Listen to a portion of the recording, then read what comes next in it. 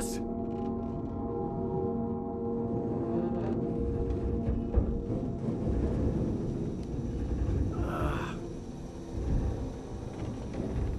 Waking up in the crashed car felt like I had woken from one nightmare and entered another.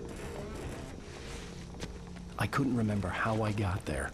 All I knew was that something terrible had happened to Alice. The phone was dead. I'd have to find help on foot.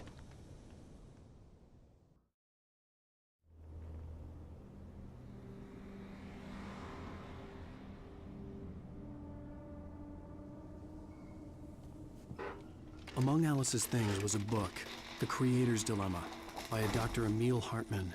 Seeing the book brought back my fight with Alice. I didn't like it, and I didn't like the guy's smug face on the cover either. The gas station was my best bet. They'd have a phone I could use. It looked like a long hike through the forest to get there. Damn.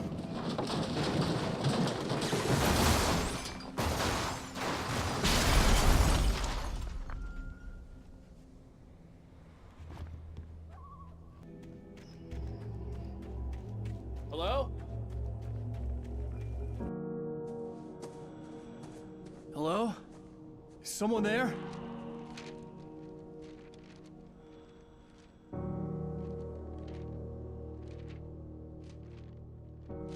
The loose sheets of paper were pages from a manuscript entitled Departure. That was the name I planned to use for the next novel I had never gotten started. I was named the author. I hadn't written it. I couldn't remember writing it. In the scene on the page, the hero was attacked by an axe murderer in the woods at night. Anybody there? Please, I've been in an accident.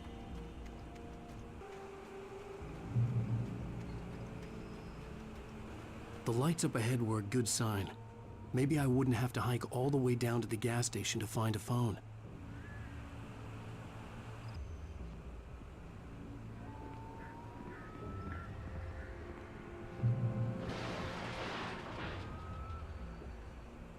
Anybody there? Please, I've been in an accident.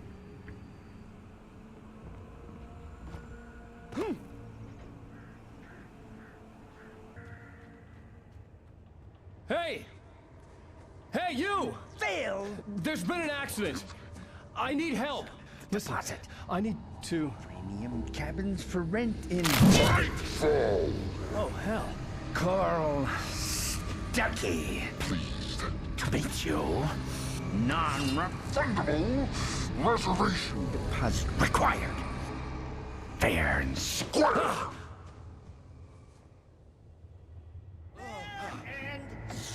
where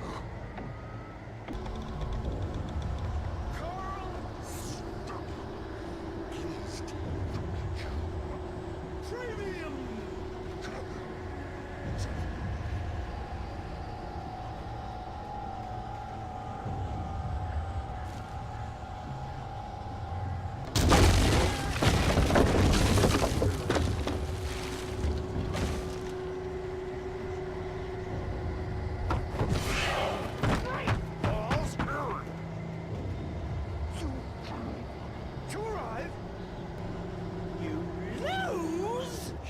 the deposit. It's The latest thing. kill Two birds, incontestably proven health. blessings.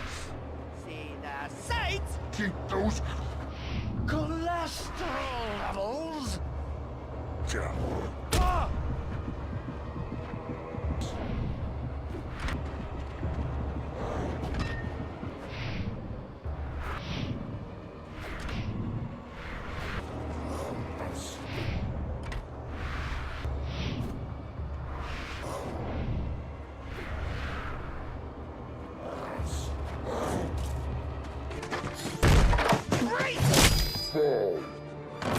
I had to figure a way out of this. Any second now, and Stuckey would be knocking on the door with his axe like Nicholson in The Shining.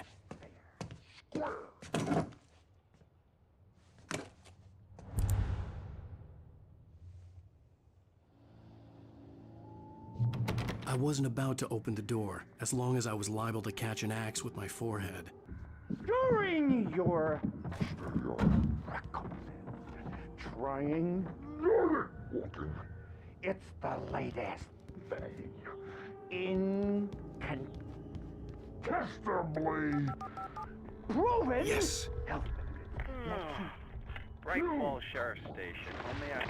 One Hello? sight and keep those cholesterol levels. This is bad.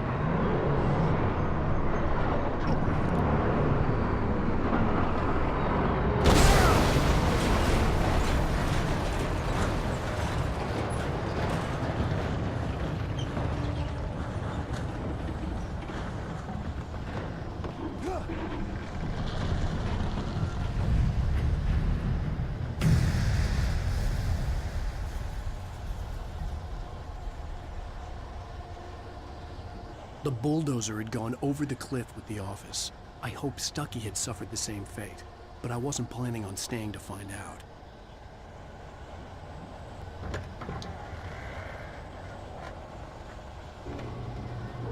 There were more of them.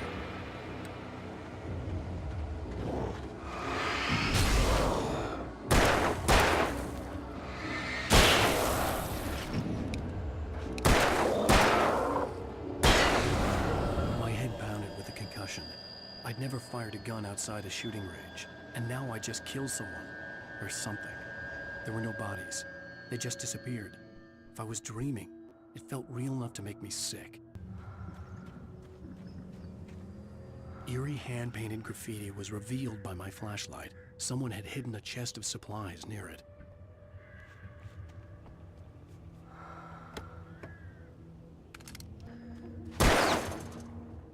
The dark forest was the last place I wanted to go, but I had no choice. I had to get to the gas station.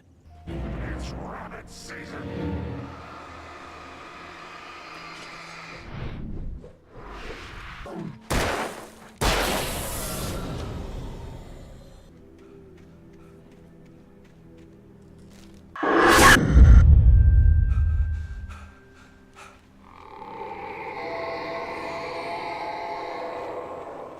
What the hell was that?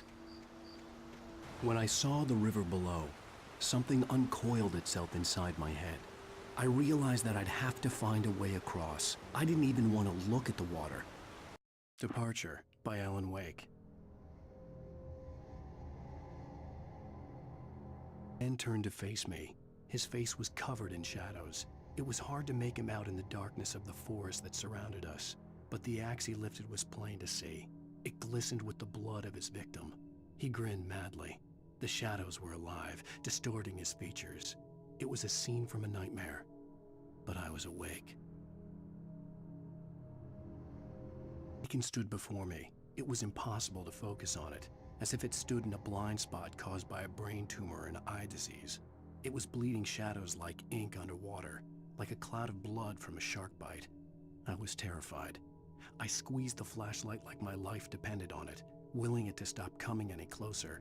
Suddenly something gave, and the light seemed to shine brighter. I heard them before I saw them, swooping down from the sky and screeching as they came.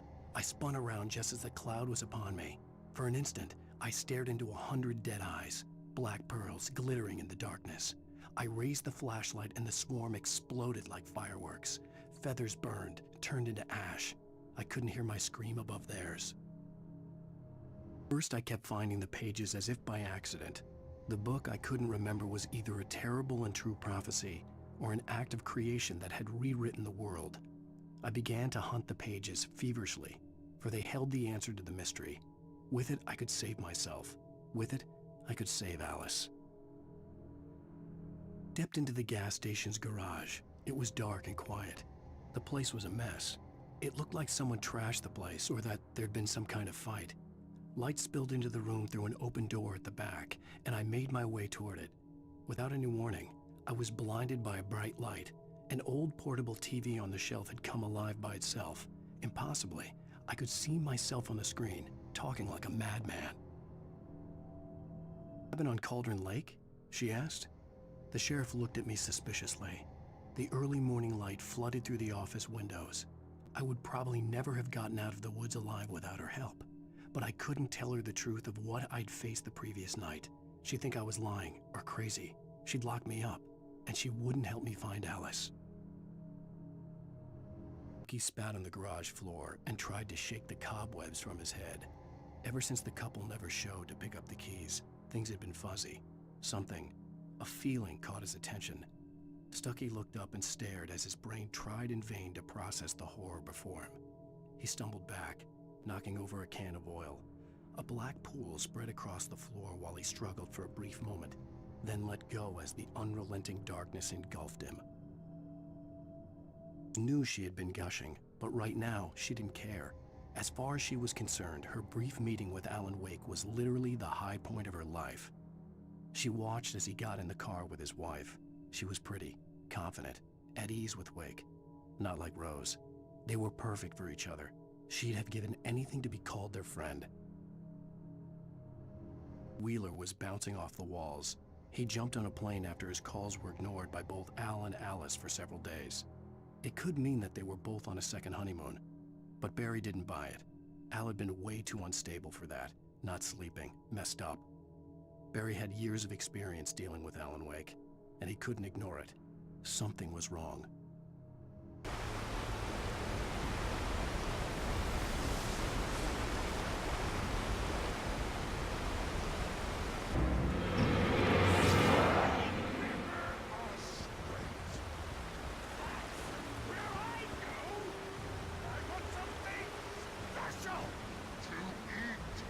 Stucky was still out there, in the dark, stalking me.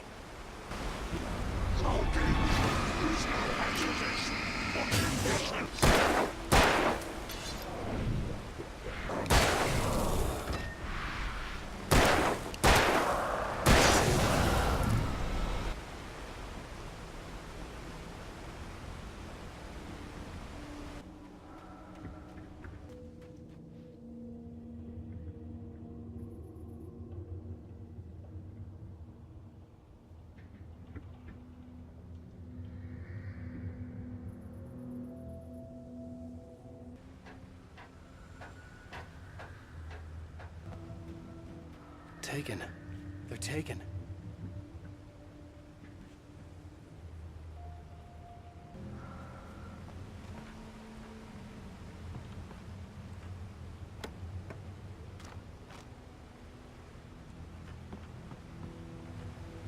The staircase was broken. I had to make my way up some other way.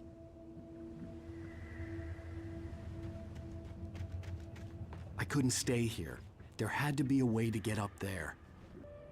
There was no power. There was bound to be a generator somewhere at the logging site.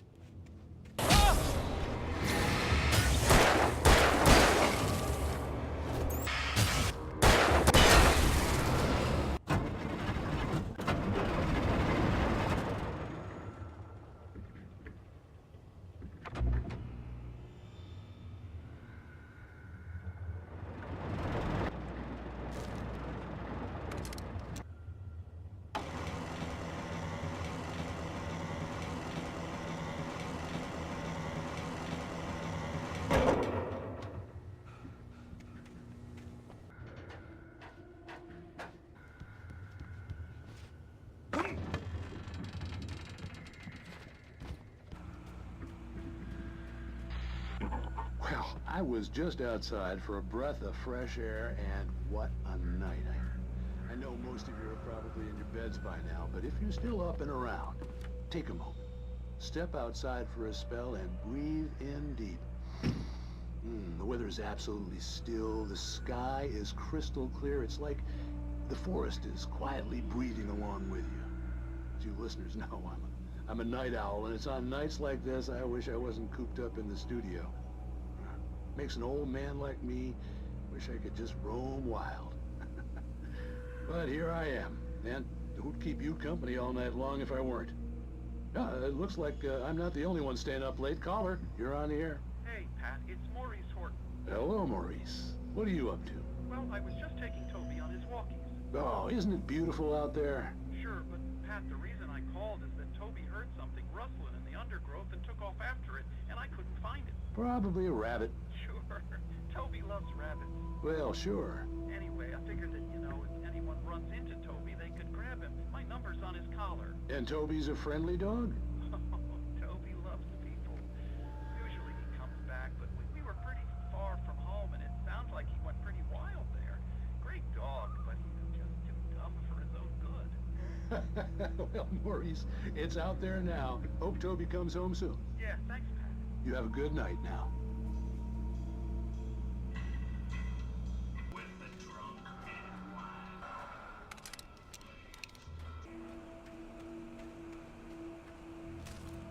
The gas station was closer now, its light welcoming in the darkness. Paul makes the best dogs in the state. Belly Burster is the best with no cuts. Monster Dog is second best. The famous dog is...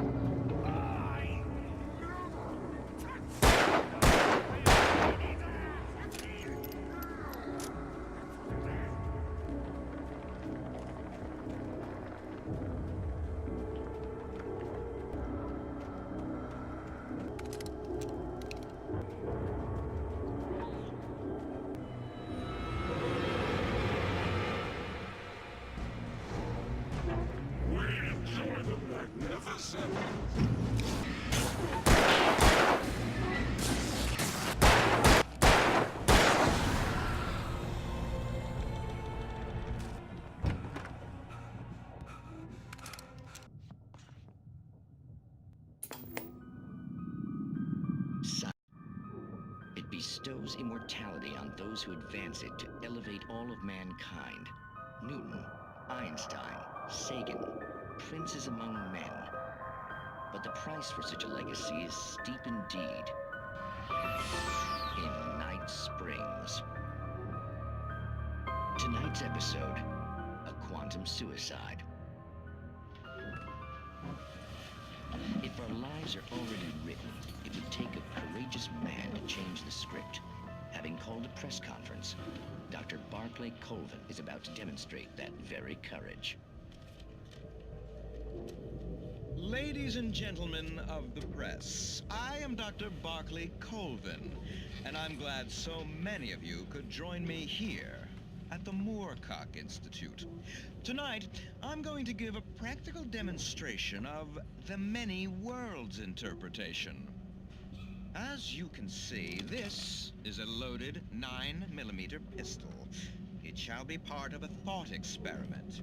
And now, a real experiment, known as a quantum suicide. Did he say suicide? Is that a real gun? He's kidding, right? Please, stay calm. There is no risk. Observe what occurs when I place the weapon against my own forehead. Now, you might think this round is merely a dud. Not so. Observe the flower pot. And yet, I myself cannot be harmed with this gun.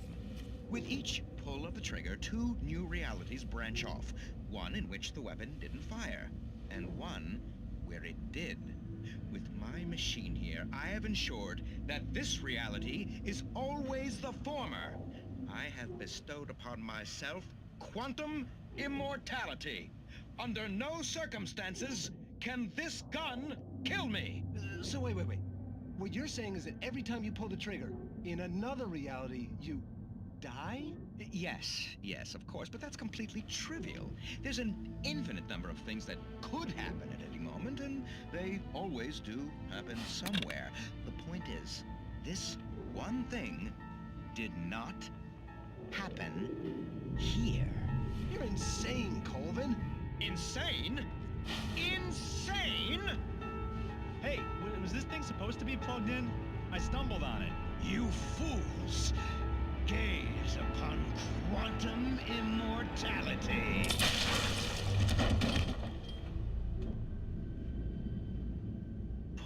Poor Dr. Colvin. Felled by his own hubris or the ignorance of the masses. Perhaps he should have left the crate unopened, the decaying atom unobserved. Curiosity often kills the cat. In Night Springs.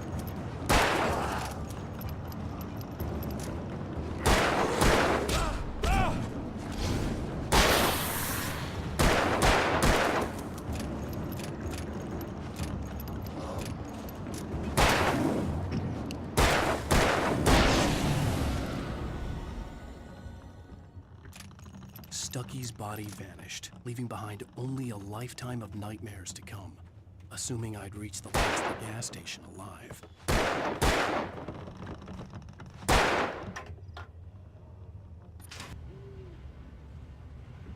I recognized the parade float I had seen in Bright Falls when I first arrived with Alice.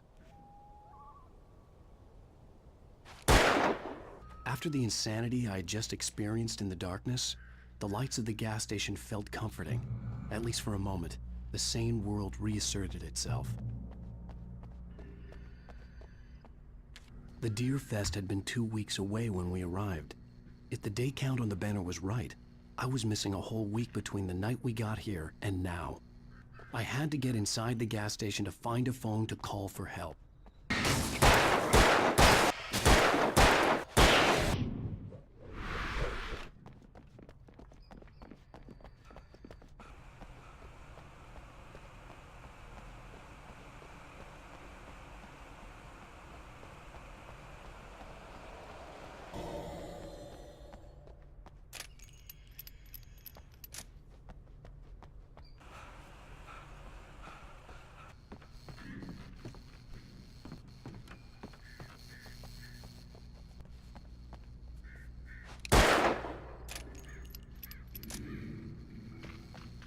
The garage was a mess. It looked like someone had trashed the place, or that there'd been some kind of fight. I'll write. I'll keep writing. Outside, there's only darkness. Outside the cabin, outside the story, there's only darkness.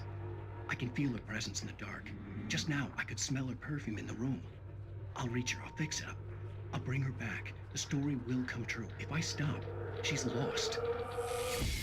I don't believe this. It'd been me on the TV, talking crazy. Was I losing my mind?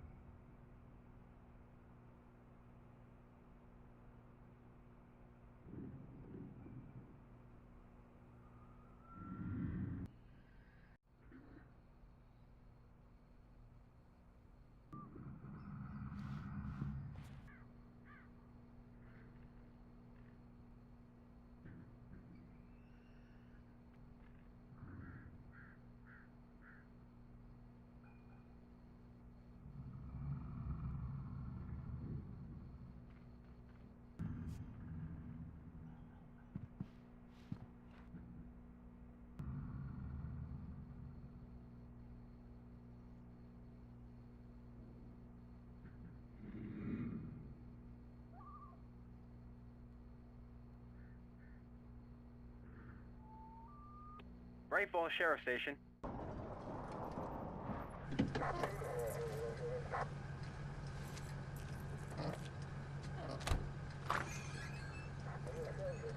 Oh, thank God, Sheriff.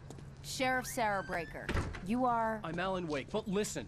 I was in a car crash. My wife, Alice, she's missing. Calm down, Mr. Wake. We were staying in a cabin on the island, on Cauldron Lake. There's no island on Cauldron Lake. Not since the big eruption in the 70s. Please, I can take you there, okay? You look like you've taken a pretty bad knock to the head. Are you okay? Listen. We'll figure this out. Please get in the car. We'll swing by the lake and then we'll go to the station, okay? Mr. Wake, have you seen Stucky, the guy who owns this place? I realized I couldn't tell her what had happened in the forest. She wouldn't have believed me. And then she wouldn't have helped me with Alice.